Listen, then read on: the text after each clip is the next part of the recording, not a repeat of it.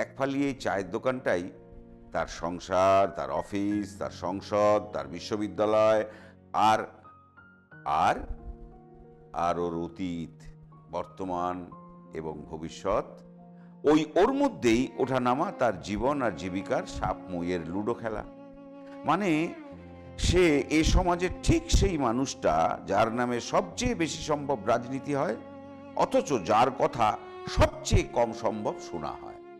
চায়ের কাপের চারপাশ যত না তর্কের তুফান তোলে, খোদ সংসদেও বোধহয় অতটা ওঠে না।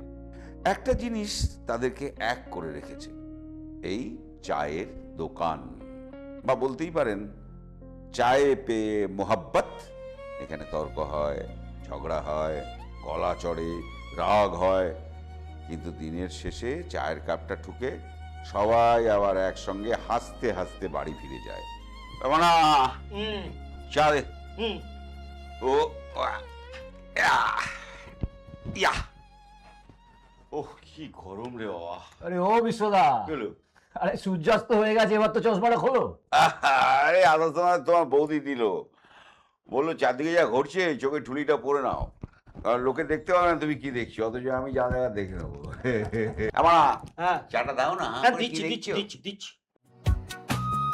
চায়ের কাপে প্রশ্ন ওঠে দেশের ভবিষ্যৎ, মুখোশ খুলে সত্যি বলে চায়ে পে মোহব্বত।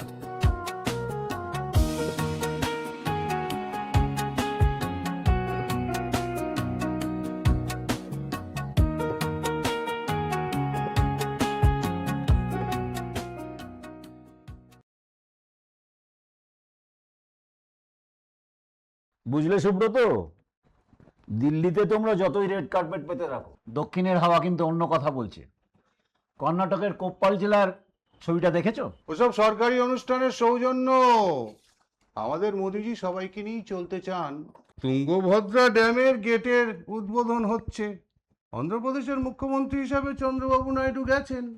রাজনীতির রিঙে চন্দ্রবাবু নাইডু আর সৌজন্য, ওরে আমার সরল সঙ্গী ভাইটু। শোনো শোনো, এই অন্ধ্রের এই দূরদর্শী এই ব্যবসায়ী রাজনীতিক না, বিনে পয়সায় থুতুও পর্যন্ত ফেলেন না। ঠিক তাই। ছবিটা একবার ভালো করে দেখো সুব্রত। কর্ণাটকের টিকে শিবকুমার আর তেলেঙ্গানার রেবন রেত্তির হাত দুটো কেমন শক্ত করে তোমায় হাসছেন। ওটা সৌজন্য নয় রে সুব্রত, ওটা হলো গিয়ে অপটিক্স পলিটিক্স। দিল্লির মসনদের ভিতটা একটু নাড়িয়ে দেওয়ার আগাম মহড়া, রিহার্সাল। তা তেনাদের হাত ধরাধরি দেখে তোমাদের ওই ঝুলন যাত্রা দেখা বুঝি আর শেষ হচ্ছে না। নাও চা ধরো। ধমকাচ্ছিস কেন? ওই মোনা, তোমার মুন্ডুতে এসব ঢুকবে না। এ শুধু হাত ধরা নয়, নাইডুবাবু স্টেজে দাঁড়িয়ে ডিক্লেয়ার করেছেন, টিকে Shivakumar is effective and dynamic, more positive. ভাবা যায় যে ডিকেকে তোমরা সাউথ ইন্ডিয়ার চাণক্য বলো এবং ইডি সিবিআই লেলিয়ে দিয়ে কোনটাকা করতে চাও, আজ এনডিএর 1 নম্বর স্তম্ভ, তারই গুণগান গাইছে। তাও আবার কেন্দ্রীয় জলশক্তি মন্ত্রী সি.আর. পাতিলের সামনে। মূর্খ। প্রশংসা করলেই কি দল বদলানো হয়ে যায় নাকি? তাছাড়া চন্দ্রবাবু নাইডু কি জানে না যে সেন্ট্রালে নরেন্দ্র মোদীর ক্ষমতার লাঠির ওপরে নির্ভর করেই দেশটা এগোচ্ছে? তাহলে ওনার কোনো স্বার্থ নেই বলতে চাইছো? থাকবে না কেন? আলবাত আছে। অন্ধ্রপ্রদেশের জন্য স্পেশাল প্যাকেজ চাই, এই তো। তার জন্য ওরকম একটু আধটু মিষ্টি মিষ্টি কথা বলতেই হয়। হিসেবটা অত সোজা নয় সুব্রত সোনা।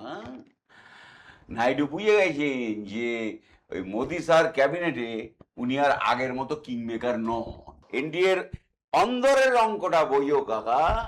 16 জন সাংসদ নিয়ে তেলেগু দেশম পার্টি, টিডিপি এখন 2 নম্বরে। 2 নম্বর? তাহলে নাম্বার 1? নাম্বার 1। 20 জন সাংসদ নিয়ে এখন 1 নম্বরে আছেন ত্রিপুরা, সেই নাম না জানা পাখির মতো এক ভুঁইপোড় পার্টি, NCPI। তাছাড়া যে একনাথ সিন্ডে 13 জন, আর ওই নীতিশ কুমারের 12 জন। এনডিএর এই তাবড় ভিড়ে নাইডু বুঝে গেছেন উনি এখন একজন সাধারণ সদস্য মাত্র। হক কথা বিশ্ব। মহারাষ্ট্রের উদ্ধব ঠাকরের শিবসেনাকে যেভাবে ভাঙা হলো, শারদ পাওয়ারের এনসিপিকে যেভাবে কেক কাটার মতো ফালি করা হলো, নাইডু তো অত বোকা নয় যে। তার মানে তোমরা কি বলতে চাইছো, উনি নাইডুর দলটাকেও ভেঙে দেবেন? তা কেন দেবেন না শুনি? উনি তো স্পষ্ট দেখছেন, চুপচাপ বসে থাকলে আজ যা অন্যের সঙ্গে হচ্ছে, কাল টিডিপির সঙ্গেও তা হতে পারে। ক্ষমতার এই রুথলেস চুইংগাম নীতি, ইউজ অ্যান্ড থ্রো, ওনার ভালোভাবেই জানা।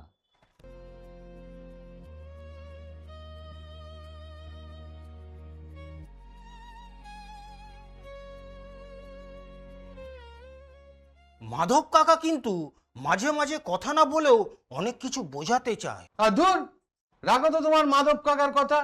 আর এই যে বিশ্বজিৎ, শুভাশিস, তোমরা যতই স্প্রিং এর মতো লাফালাফি করো না কেন, মোদিজিকে তোমরা এখনো চেনো না। সামনে দুটো বড় বিল আসছে, বুঝলে? একটা ডিলিমিটেশন আর একটা হচ্ছে ওয়ান নেশন ওয়ান ইলেকশন। বিল পাসের সঙ্গে নাইডুর কি সম্পর্ক? সম্পর্ক আছে ভাইয়া, সম্পর্ক আছে। লোকসভায় 293 আসনকে 362-তে নিয়ে যাওয়ার মতো জাদুমন্ত্র মোদিজির জানা আছে। তাছাড়া কাজ হাসিল করবার জন্য নাইডুকে এখন একটু দরকার। এই কি বলে? ও লাভলি,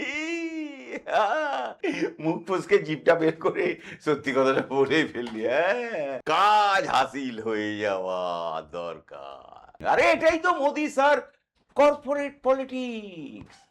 ওই শরদ পাওয়ারের ইতিহাসটা মনে আছে? ওই 2002 সালের ইতিহাস। রাইট, 2002 গুজরাট দাঙ্গার পর যখন অটল বিহারী বাজপেয়ী মোদিজিকে রাজধর্ম পালনের কথা বলছেন এবং যখন মোদিকে দল থেকে সরানোর চক্রান্ত চলছে, তখন কিন্তু এই শরদ পাওয়ার সাহেব আর বালা সাহেব ঠাকরে তার পাশে দাঁড়িয়েছিলেন। শরদ পাওয়ার তার আত্মজীবনীমূলক বই অন মাই টার্মসে সে কথা লিখেছেন। আর আজ প্রয়োজন ফুরিয়েছে বলেই শারদ পাওয়ারের পার্টিকে পিস পিস করা হলো। উপকারী ঋণ শোধের এই কায়দা দেখেই তো নাইডুর বুক কাঁপছে। হ্যাঁ হ্যাঁ,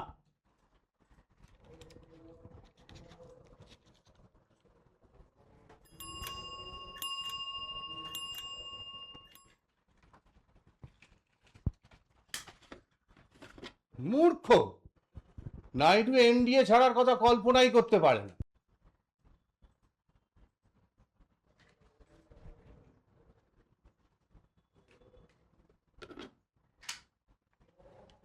মোদে পয়সাটা দে।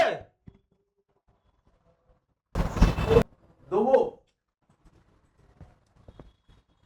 শুধু নাইডু কেন, ওনার ছেলে নারা লোকেশও রাহুল গান্ধীর প্রশংসায় পঞ্চমুখ। অমিত শাহ যখন ঘোষণা করলেন বিজেপি দক্ষিণ ভারতে কোনো আঞ্চলিক দলের সাথে জোটে যাবে না, টিডিপির সামনে তখন কংগ্রেস ছাড়া রাস্তা কোথায়? লোকেশ নাকি শুনলাম রাহুল গান্ধীর ভারত জোড়ো যাত্রার ভক্ত হয়ে গেছে। একদম, লোকেশ তো সরাসরি বলেছেন রাহুলের যাত্রা থেকে উনি অনুপ্রাণিত।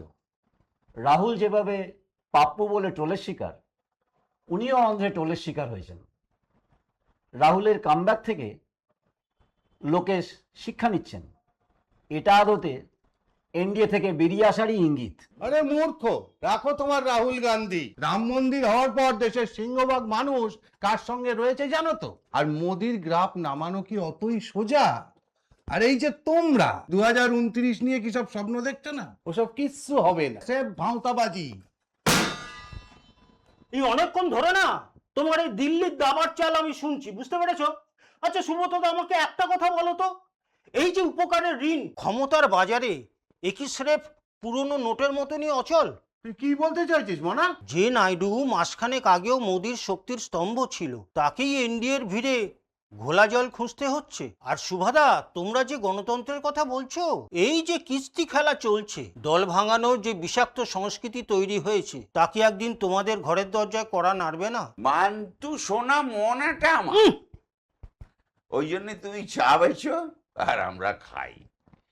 ক্ষমতার অঙ্কটা এমনই। ক্ষমতার অঙ্ক নাকি নীতিহীনতা বিশ্বদা?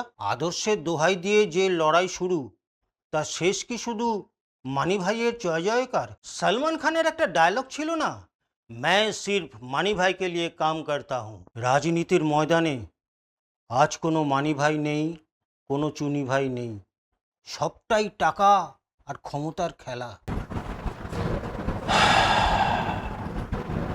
মনে রেখো, ইতিহাস কখনো ক্ষমতার দাপট মনে রাখে না, মনে রাখে শুধু তার পতনগুলো। চন্দ্রবাবু নাইডুর এই ইউটার্ন হয়তো বাঁচার কৌশল, কিন্তু এই যাত্রাপথেই জানান দিচ্ছে দিল্লির সিংহাসনটা কিন্তু ভেতরে ভেতরে নড়বড়ে। সত্যের মুখ কখনো ঢাকা থাকে না, সময় এলে তার মুখোশটা খসে পড়ে। বেশি ফুসফাস করো না, মনে রেখো মোমের পুতুলকে যতই সাজাও, দিল্লির গরমে গলে যেতে কিন্তু বেশি সময় লাগে না। কুর্সি কখনো কারোর চিরকাল থাকে না। নে জানলাটা দে।